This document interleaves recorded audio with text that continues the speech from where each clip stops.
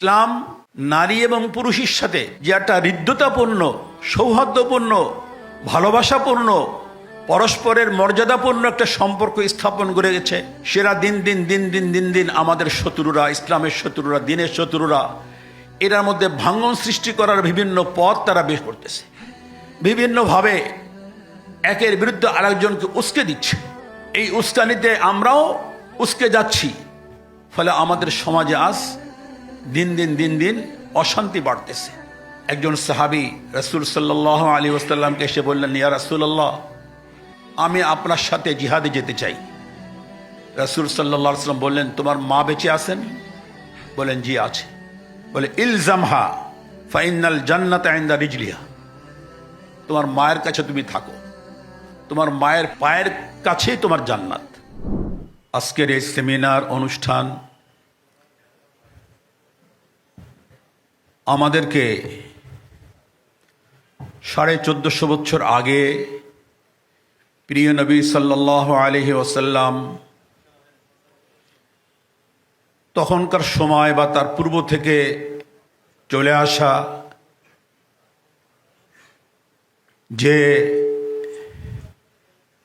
বদ রসমগুলো, কুপ্রথাগুলো প্রচলিত ছিল, সমাজের মধ্যে যেই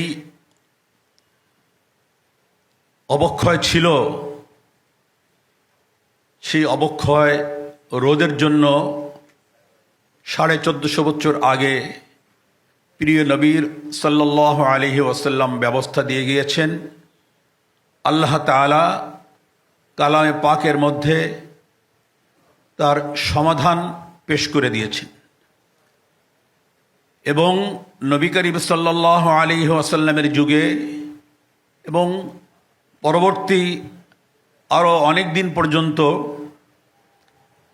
বিশেষ করে মুসলিম সমাজ তার সুফল দেখেছে, ভোগ করেছে। কিন্তু ধীরে ধীরে মুসলমানদের মধ্যেও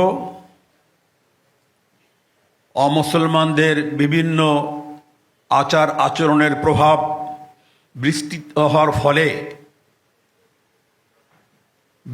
হওয়ার ফলে মুসলমানদের মধ্যেও আবার সেই পূর্বের দুরাচার, অনাচার, অবক্ষয় আস্তে আস্তে দেখা দিতে থাকে, যার ফলে সমাজের মধ্যে একটা বিশৃঙ্খলা, এটা বিশেষ করে বর্তমান সময়ের যারা সবচেয়ে নিজেদেরকে উন্নত বলে দাবি করে, উন্নত বিশ্ব বলে দাবি করে, তথা পাশ্চাত্য সভ্যতা, তাদের ভিতরে এই অবক্ষয়টা এত মারাত্মক পর্যায়ে পৌঁছে গেছে যে তাদের ঘরে বাইরে কোথাও আজ এই মানসিক শান্তি তারা ভোগ করতে পারে না। আর তাদের এই অনাচার, দুরাচার বা যেটা আল্লাহ এবং রসুল কর্তৃক নির্দেশিত বিধান, এটা অবলম্বন না করার কারণে, এটাকে গ্রহণ না করার কারণে যে অবক্ষয় ঘটেছে, তারা তার আগুনে দগ্ধ হচ্ছে, জ্বলতেছে, পুড়তেছে, আর সেটা নিভাতে পারছে না। তারা এখন চাচ্ছে সেই আগুন সারা দুনিয়াতে ছড়িয়ে দিতে, জ্বালিয়ে দিতে। সেই আগুনে আস্তে আস্তে আমরাও জ্বলতেছি, আমাদের মধ্যেও সে আগুনের স্ফুলিঙ্গ এসে আমাদেরকেও জ্বালাতে শুরু করেছে। আমাদের ঘরের সুন্দর পরিবেশ, সুন্দর ব্যবস্থা, হৃদ্যতাপূর্ণ, আন্তরিকতাপূর্ণ, ভালোবাসাপূর্ণ যে অবস্থাগুলো ছিল, এগুলো তাদের সেই কৃষ্টি, কালচার, সভ্যতা, সংস্কৃতি অনুসরণ করার কারণে আমাদের সমাজেও আজ অবক্ষয় দিন দিন বাড়তেছে। সম্মানিত সুধী ভাই ও বোনেরা, আমরা দীর্ঘদিন থেকে বর্তমান অবস্থার দিকে নজর দিয়ে উপলব্ধি করতেছিলাম যে এ বিষয়ে তো ইসলামে সুন্দর সমাধান শুরু থেকেই দেওয়া আছে। মুসলমানরা কেন এই বিপদের মধ্যে পড়বে? যারা ইসলাম মানে না, কোরআন মানে না, রাসূল সাল্লাল্লাহু আলাইহি ওয়াসাল্লামকে মানে না, আল্লাহ তাআলাকে মানে না, তারা হয়তো বিপদে পড়তে পারে। আমরা কেন বিপদে পড়ব?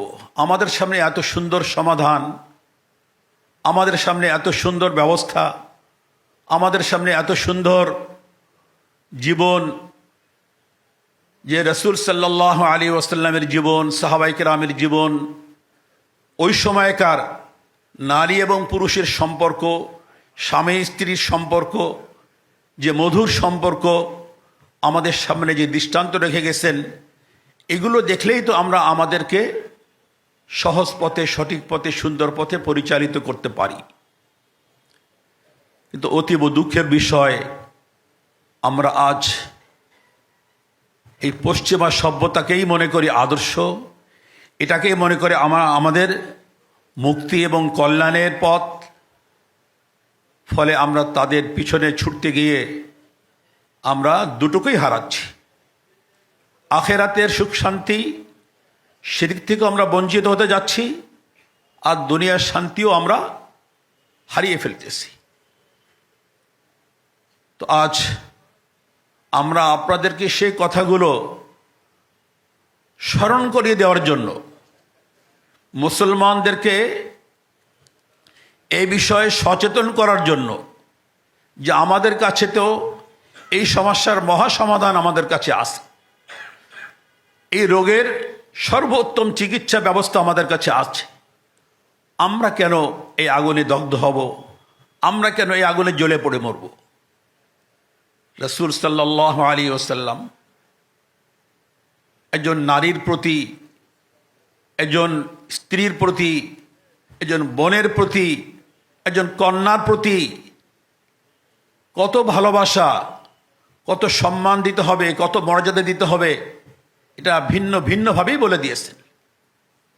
আর আল্লাহ তাআলা কালামে পাকের মধ্যেও জায়গায় জায়গায় জায়গায় জায়গায় নারীদের অধিকার সম্পর্কে, নারীদের প্রতি পুরুষের দায়িত্ব কর্তব্য সম্পর্কে সচেতন করেছেন বারবার। কিন্তু আমরা, এটাও আমাদের জন্য দুঃখজনক বিষয়, আমরা মুসলমান কিন্তু আমরা আল্লাহর কালাম পড়তে পারি না। শতকরা 70-80% মুসলমান এদেশের, এই দেশের জনগণের মধ্যে শতকরা 90% বেশি মুসলমান। এই মুসলমান জনগণের মধ্যে, জনগোষ্ঠীর মধ্যে শতকরা 70-75% বা 80% মুসলমান এমন আছি যারা আমরা কোরআন শরীফ সহি করে পড়তে পারি না। আর যারা আমরা অনেকে অনেক কষ্ট করে সহি করে পড়তে পারি, তারা কোরআন শরীফ আমরা বুঝতে পারি না। কোরআনের মধ্যে আল্লাহ তাআলা আমাদেরকে যে বিধান দিয়েছেন, কোরআনের ব্যাখ্যাস্বরূপ হাদিসে পাকের মধ্যে রাসূলুল্লাহ সাল্লাল্লাহু আলাইহি ওয়াসাল্লাম আমাদের সামনে যে ব্যাখ্যা দিয়েছেন, সেটা যদি আজ আমরা চর্চা করতাম, আমরা পড়তাম, আমরা অনুভব করতাম, আমরা এটা নিয়ে ভাবতাম, তাহলে আমাদের আজ সমাজের এই দুর্গতি হতো না, এই দুরবস্থা হতো না। আমাদের মা বোনদেরকে আজ ওই যারা ইসলামের সাথে শত্রুতা পোষণ করে, ইসলামকে যারা অন্তর থেকে ভালোবাসতে পারে না, কোরআন হাদিসকে যারা অন্তর থেকে ভালোবাসতে পারে না, তাদের বাতানো পথে, তাদের দেখানো পথে গিয়ে তাদের আজ দুটোই হারানোর, খাসিরাত দুনিয়া ওয়াল আখিরা, দিন এবং দুনিয়া দুটোকে নষ্ট করার মতো অবস্থায় আজ তাদের যেতে হতো না। মোহতারাম হাজিরিন, এই জন্যই আমরা চিন্তা করেছি, আমরা মুসলমান জাতিকে সজাগ করতে চাই, মুসলিম জাতিকে সজাগ করতে চাই, সচেতন করতে চাই। আপনাদেরকে নিয়ে কোনো এক শ্রেণীর লোক এটা পারবে না করতে। শুধু উলামায়ে কেরাম যদি মনে করেন এটা উলামায়ে কেরামের দায়িত্ব, কোরআন হাদিস পড়েন, গবেষণা করেন, পড়ান, শিক্ষা দেন, শিক্ষা করেন উলামায়ে কেরাম, অতএব এটা তাদের দায়িত্ব না। এই ভাবনা ভুল ভাবনা, এই চিন্তা ভুল চিন্তা। এটা আলেম ওলামা এবং সর্বস্তরের মুসলমানের দায়িত্ব, প্রত্যেক শ্রেণী পেশার মানুষের দায়িত্ব যে আমরা এই ব্যাপারে নিজেরা জ্ঞান অর্জন করব, সচেতন হব এবং সমাজের সর্বস্তরে আমরা এই জ্ঞান ছড়িয়ে দিব, তাদের মধ্যে সচেতনতা সৃষ্টি করার জন্য ব্যবস্থা গ্রহণ করব। তাই আমরা আপনাদেরকে নিয়ে, সমাজের সর্বস্তরের লোকদেরকে নিয়ে, আলেম ওলামা তো আছেনই, পাশাপাশি ডাক্তার, ইঞ্জিনিয়ার, আইনজীবী, ব্যবসায়ী, সচিব, পুলিশ ডিপার্টমেন্টের লোক, সেনাবাহিনীর লোক, র্যাব, বিজিবি এবং অন্যান্য দেশের বিভিন্ন শ্রেণী পেশার যারা আছেন তাদের সকলকে নিয়ে, তাদের সকলের সম্পৃক্ততা নিয়ে করে সম্পৃক্ত করে আমরা এই কাজটাকে এগিয়ে নিতে চাই। তারই সূচনা আজকের এই দিনে। আজকে আমরা এটা সূচনা করলাম। সূচনা লগ্নে আপনাদের হাতে একটা ছোট্ট বই তুলে দেওয়া হয়েছে। বিভিন্ন পরিস্থিতির কারণে বইটা খুব দ্রুত সময়ের মধ্যেই তৈরি করা হয়েছে। এ বইয়ের উপরে যা আলোচনা করার, বইয়ের যিনি লেখক, আমাদের এই ইনসাফ ফাউন্ডেশনের যিনি সম্মানিত সাধারণ সম্পাদক, দেশের শীর্ষস্থানীয় আলেমে দ্বীন, চিন্তাবিদ, গবেষক, লেখক, অনুবাদক হযরত মাওলানা আবুল বাশার সাহেব দামাত বারাকাতুহুম এ বইয়ের ব্যাপারে যা বলার তিনি বলবেন। ইনশাআল্লাহ আমরা সেটা শুনব, সেই মোতাবেক আমরা এটাকে গ্রহণ করব। আমি শুধু একটুকুন বলবো যে এই বইটার মধ্যে মোটামুটি আমাদের সামনে একটা ধারণা চলে আসছে যে ইসলাম নারী এবং পুরুষের সাথে যে একটা হৃদ্যতাপূর্ণ, সৌহার্দ্যপূর্ণ, ভালোবাসাপূর্ণ, পরস্পরের মর্যাদাপূর্ণ একটা সম্পর্ক স্থাপন করে গেছে এবং এটাকে দাঁড় করিয়ে দিয়ে গেছে। সেরা দিন দিন আমাদের শত্রুরা, ইসলামের শত্রুরা, দিনের শত্রুরা এটার মধ্যে ভাঙন সৃষ্টি করার বিভিন্ন পথ তারা বের করতেছে। বিভিন্নভাবে একের বিরুদ্ধে আরেকজনকে উস্কে দিচ্ছে। এই উস্কানিতে আমরাও উস্কে যাচ্ছি। ফলে আমাদের সমাজে আজ দিন দিন অশান্তি বাড়তেছে। স্বামী স্ত্রীকে বিশ্বাস পায় না, স্ত্রী স্বামীকে বিশ্বাস পায় না, মা বাবা প্রতি আজ মেয়েরা আস্থা রাখতে পারে না, বোনেরা ভাইদের প্রতি আস্থা রাখতে পারে না, ভাইয়েরা বোনদেরকে বরদাস্ত করতে পারে না। এরকম বহু ঘটনা আমাদের কাছে, আপনাদের কাছে আসে।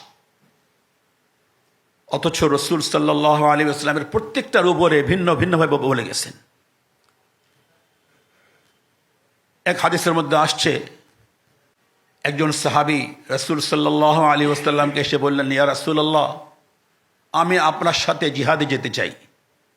রসুল সাল্লাল্লাহু আলাইহি ওয়াসাল্লাম বললেন, তোমার মা বেঁচে আছেন? বলেন, জি আছে।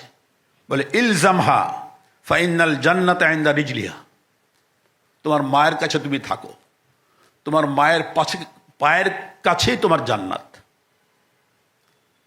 রসুলের সঙ্গে জিহাদে যাবেন ওই ব্যক্তিকে তার মায়ের প্রয়োজন বুঝে তিনি বললেন যে তুমি তোমার মায়ের কাছে থাকো, ফাইনাল জান্নাতা ইনদা রিজলিহা, জান্নাত তোমার মায়ের পায়ের কাছে। এই বিষয়ে আরেকটি হাদিস আছে যেটা আমরা সাধারণত বাংলায় অনুবাদে বলে থাকি যে মায়ের পায়ের নিচে জান্নাত, ইন্নাল জান্নাতা তাহতা আকদামিল উম্মাহাত। এটাও হাদিসে আছে, কিন্তু হাদিসের সূত্রটা দুর্বল, এই জন্য মূল হাদিস হিসেবে আমি ওটাকে উল্লেখ করলাম না। যেটা পরবর্তীতে উল্লেখ করলাম, এই হাদিসকে সম্পর্কে মুহাদ্দিসিন কেরাম বলেছেন এটা সহিহ হাদিস, কেউ হাসান, কেউ সহিও বলেছেন। তো মায়ের মর্যাদা এখানে রাসূল সাল্লাল্লাহু আলাইহি ওয়াসাল্লাম আমাদেরকে জানিয়ে দিলেন যে একজন সন্তানের জান্নাত তার মায়ের পায়ের কাছে। তাহলে মায়ের মর্যাদা কত বেশি! এক হাদিসের মধ্যে আসছে রাসূলুল্লাহ সাল্লাল্লাহু আলাইহি ওয়াসাল্লাম বলেন, মান কানা লাহু সালাতু বানাতিন ও সালাতু আখাওয়াতিন, যার 3টা কন্যা সন্তান থাকবে অথবা যেই ব্যক্তির 3টা বোন থাকবে, ও ইবনাতানে ও উখতাতানে, অথবা যার 2টা কন্যা সন্তান থাকবে অথবা 2জন বোন থাকবে, ফাআহসানা সুহবাতাহুন্না ওয়াত্তাকাল্লাহা ফিহিন্না ফালাহুল জান্নাহ। তো এই কন্যা সন্তান এবং বোনদের সাথে ওই কন্যা সন্তানের পিতা এবং বোনদের সাথে তার ভাইয়েরা ভালো আচরণ করবে, ভালো ব্যবহার করবে এবং আল্লাহকে ভয় করে চলবে। তাদের ক্ষেত্রে কখনোই অন্যায় করবে না, অবিচার করবে না, খারাপ জানবে না। তাহলে এই ব্যক্তিদের জন্য, এরকম ভাইয়ের জন্য, এইরকম বাবার জন্য জান্নাতের ফয়সালা। এক হাদিসের মধ্যে আসছে, যদি কোনো ব্যক্তির একটি কন্যা সন্তান জন্ম নেয় এবং আরবদের ওই সময়ের যে কুপ্রথা ছিল জীবন্ত কবরস্থ করা, দাফন করা, ফালাম ইয়াইদহা, তাকে জীবন্ত কবরস্থ করে না, ওয়ালাম ইউহিনহা, তাকে অবজ্ঞাও করে না, ওয়ালাম ইউসির ওয়ালাদাহু আলাইহা। দেখেন কত স্পষ্ট কথা, ওয়ালাম ইউসির ওয়ালাদাহু আলাইহা। এবং ওই কন্যা সন্তানের উপরে পুত্র সন্তানকে প্রাধান্যও দেয় না। অনেক সময় কন্যা সন্তান হলে মনটা খারাপ লাগে, পুত্র সন্তান হলে মনটা ভালো লাগে কোনো কোনো মা বাবার। রাসূল সাল্লাল্লাহু আলাইহি ওয়াসাল্লাম বলতেছেন যে কন্যা সন্তান হওয়ার পরে তাকে জীবন্ত কবরও দেয় না, তাকে অবজ্ঞাও করে না, এবং কোনো পুত্র সন্তানকে ওই কন্যা সন্তানের উপরে প্রাধান্যও দেয় না।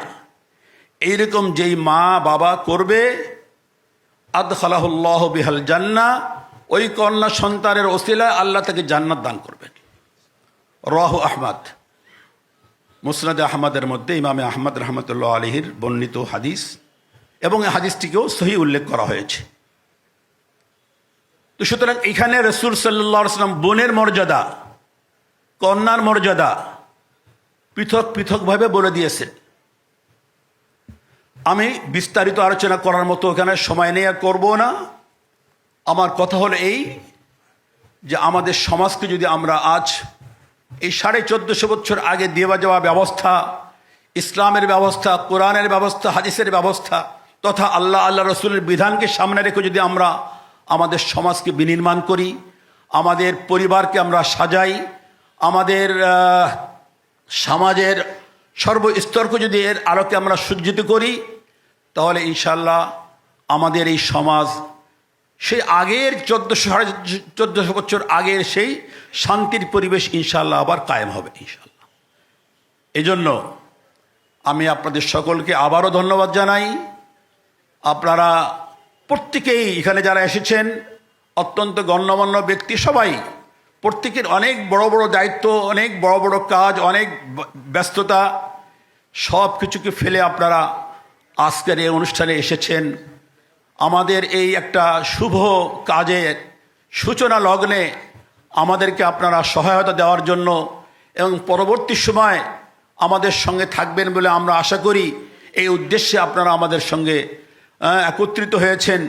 আপনাদের সকলের মঙ্গল কামনা করি। আল্লাহ তাআলা আপনাদের সকলকে, আমাদের সকলকে আল্লাহ তাআলা কবুল করেন।